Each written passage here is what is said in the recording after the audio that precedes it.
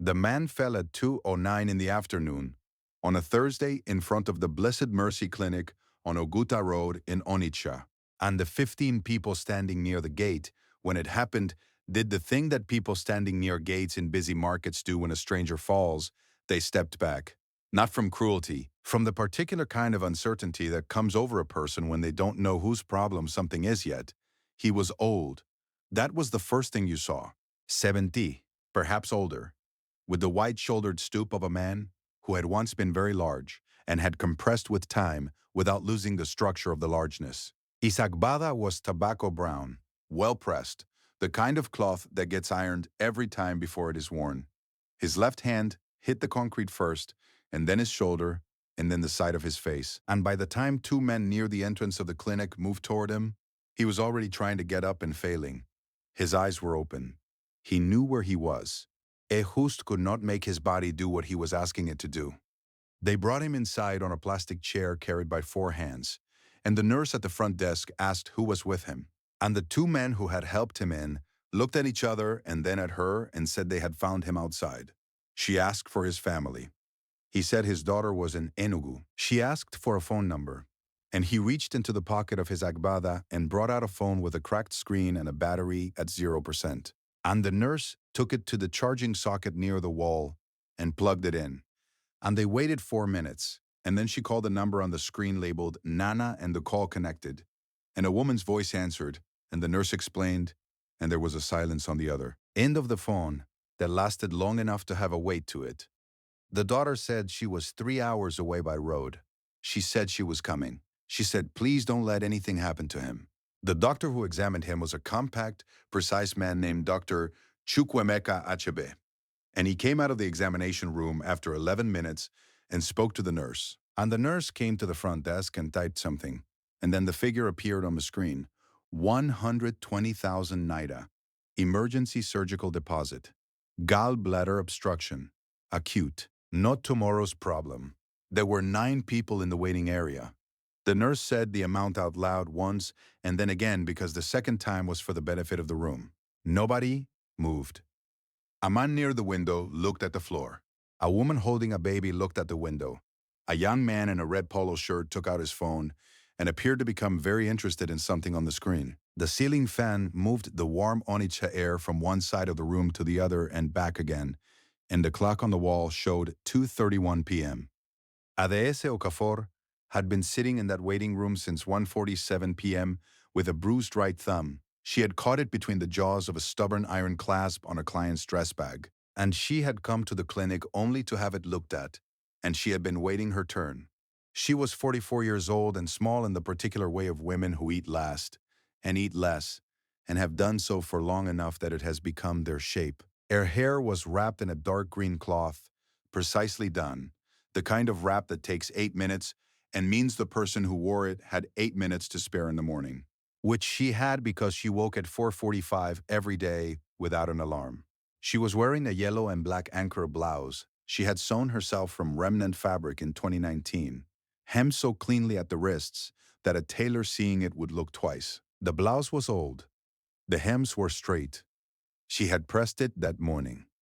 She had a bag with her, a black nylon bag, the kind sold for 30 NIDA at the market gate. Inside the bag was her purse, a small Ziploc of sewing needles, a strip of ibuprofen, a folded list of clients and their measurements, written in a hand so small and exact it could have been typeset, and a brown envelope. She had been sitting with the bag in her lap for 44 minutes, and she had not opened it once. She had looked at the other people in the room. She had looked at the slow ceiling fan.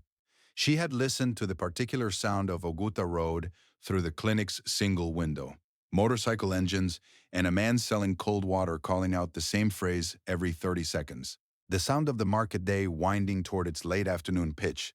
She had her right thumb resting on her left wrist, holding it still because moving it made it throb. And she had work to finish that evening. 3 color alterations for a client picking up before 8 p.m.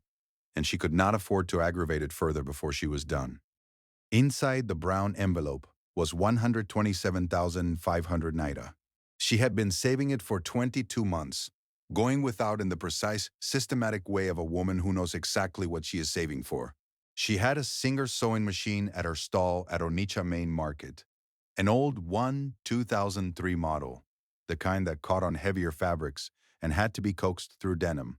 And she had identified a specific industrial machine that would allow her to take on school uniform contracts, which would triple her monthly income. The machine cost 145,000 naira.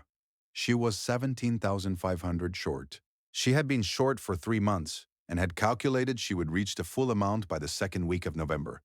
This was October. She was almost there. She heard the nurse say, 120,000 naira. She looked at the room. She looked at the man in the red polo shirt, looking at his phone. She looked at the woman near the window who had now become very focused on the baby's wrap cloth. She looked at the clock. She counted 4 full rotations of the ceiling fan. Then she stood up, took the brown envelope out of her bag, walked to the front desk, and set it down. She sighed, counted, it's 127,500. Take 120,000 and give me back the rest. The nurse looked at her. She looked at the envelope. She looked at Adais. You know this man? I don't know him, Adais said, but I have what he needs. There was a pause in the room the way a pause happens when something interrupts the texture of ordinary time. The man in the red polo shirt looked up from his phone.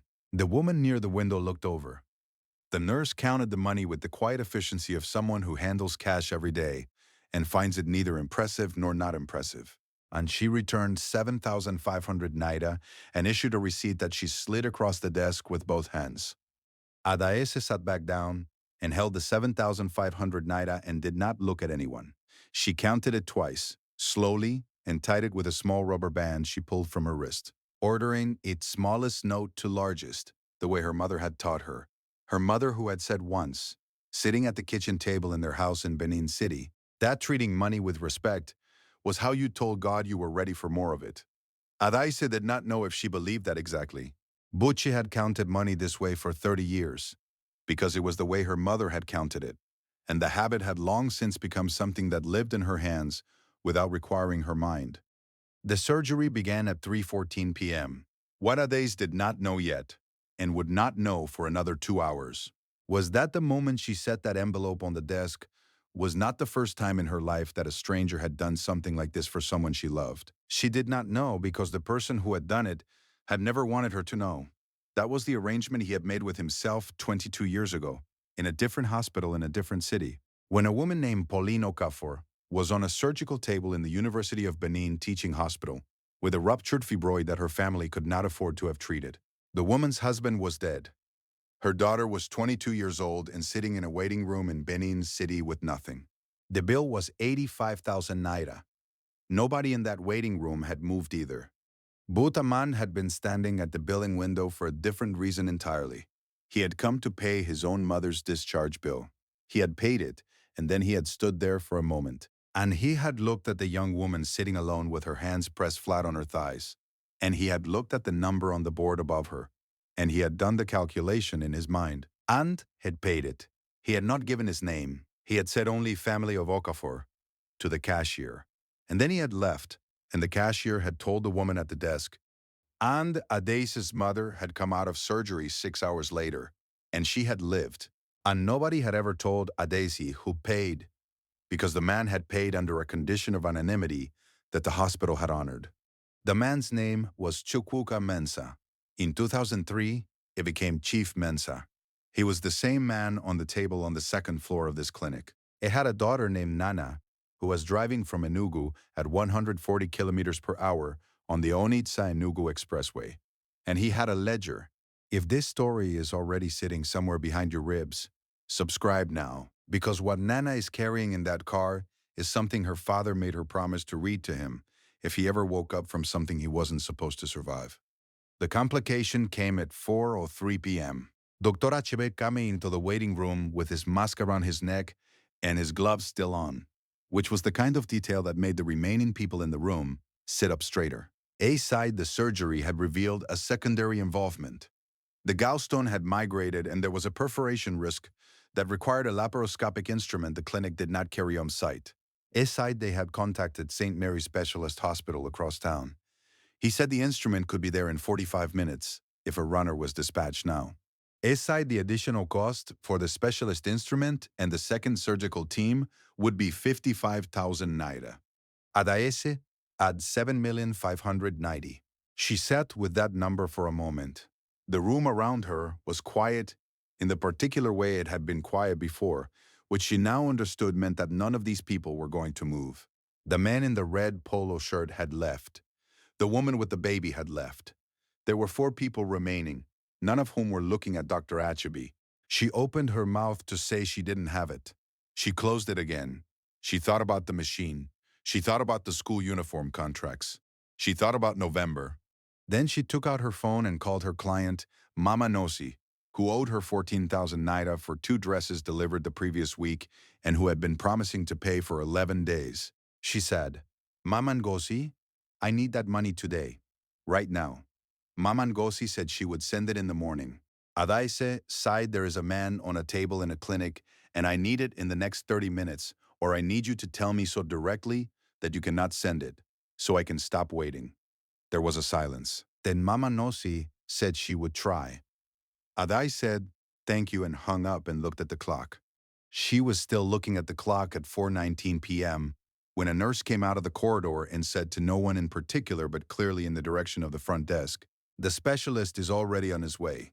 The instrument is coming from St. Mary's. It's been arranged. Dr. Achaby turned. Who arranged it? The nurse said that the patient had been conscious for 4 minutes in pre-op and had asked to speak to someone and had said 2 words to the head nurse, and the head nurse had made a phone call, and that was all she knew. 2 words. The surgery completed at 6:47 p.m. Dr. Achabe came out and said Chief Mensah was stable and would be moved to recovery within the hour. He looked at Adaez, who was the only person left in the waiting room, and he said, You are the one who paid the deposit. She sighed yes. He looked at her for a moment with the expression of a man who treats enough patients to know when a coincidence is not a coincidence, even when he cannot yet explain why. He sighed. He's going to want to speak to you. Nana Mensah arrived at 7:12 p.m. She was 36 years old, with her father's wide shoulders and her mother's precise way of moving. The kind of woman who walks like every step has a purpose. She was carrying a bag and a binder, and when she came through the door and the nurse pointed her toward the recovery room, she stopped when she saw Adaez sitting in the last chair in the waiting area, with the receipt still folded in her hand. She looked at the receipt. She looked at Adaez's hands. She looked at the rubber band around the folded notes. She sat down beside her. She said, Tell me what happened. Adaev told her. She told it plainly. She had been waiting for her thumb. She had heard the amount. There was nobody else moving. She had the money. She cited the way she said most things, without performance, the way her mother had talked, directly as if the words were meant to do a job and not a show. Nana listened. When Adaez finished, Nana was quiet for a moment.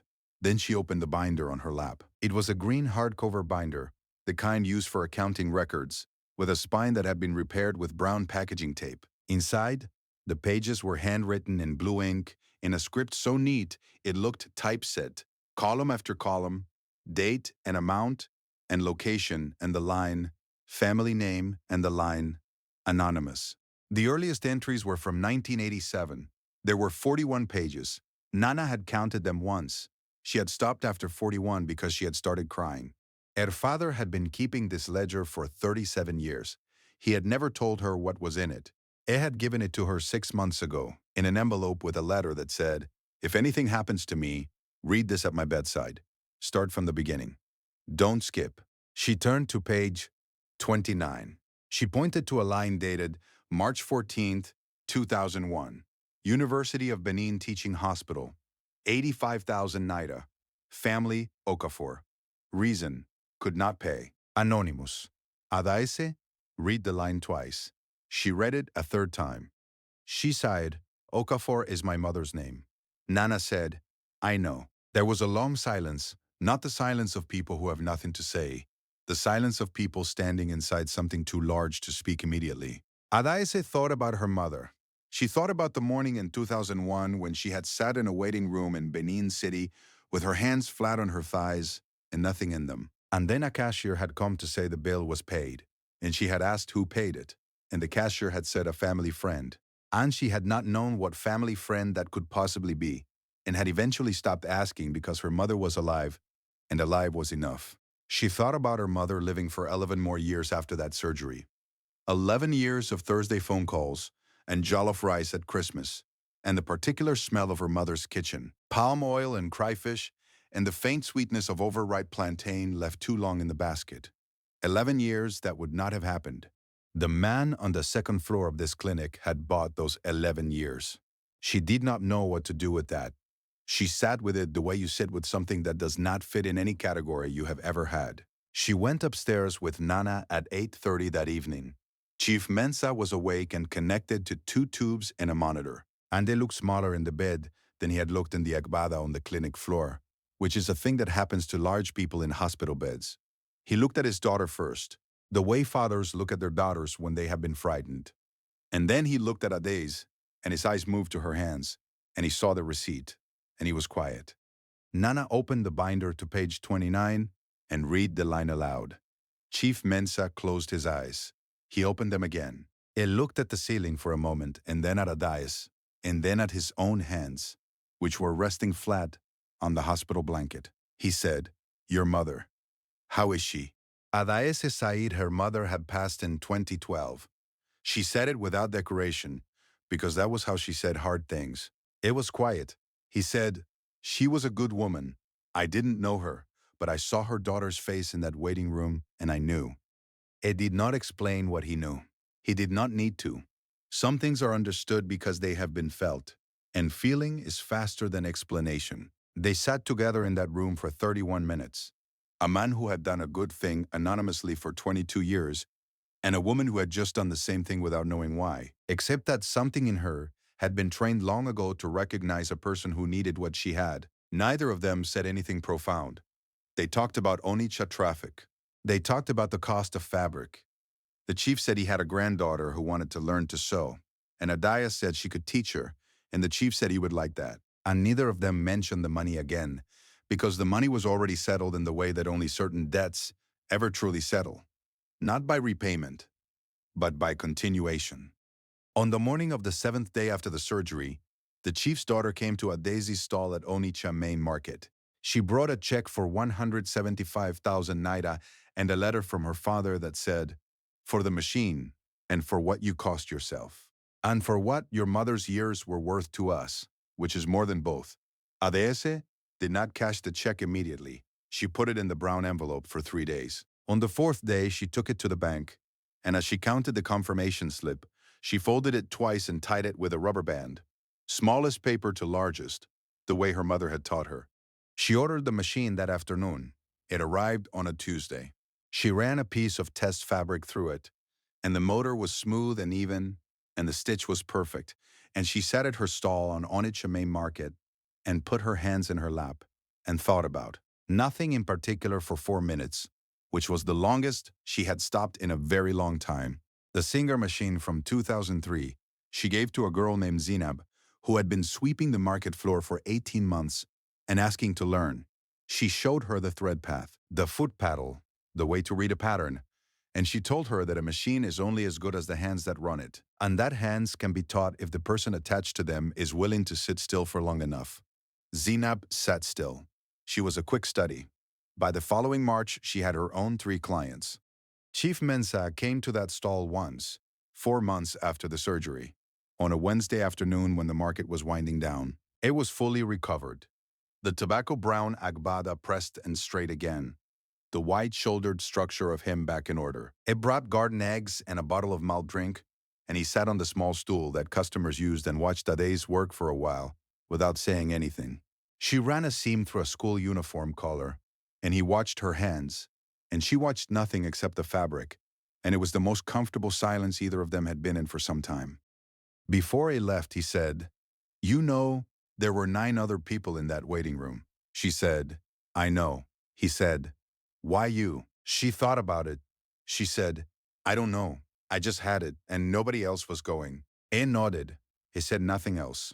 He picked up his hat and walked back through the market, and she went back to the seam she had left, and the machine ran clean and even, and the stitch held. Adais thought he bought her mother 11 years, but what she does not know, and what the ledger does not say because no ledger can hold it, is what those 11 years produced. It was not only the Christmases and the phone calls and the palm oil smell of the kitchen, it was the way Adaise watched her mother count money with respect, and the way that habit moved from her mother's hands to her own, without either of them choosing it, and how that habit was in her hands when she stood at a deposit window in Onitsha on a Thursday afternoon and did something a room full of able people had decided was not their problem. Some debts travel differently, not from person to person, from hand to hand, from a way of being in the world to another way of being in the world, passed down without paperwork, landing in the body of someone who will use it before they know what it is. You cannot always trace the line from the good that was done to you to the good you do in the world. It is not always visible. It does not always carry a name.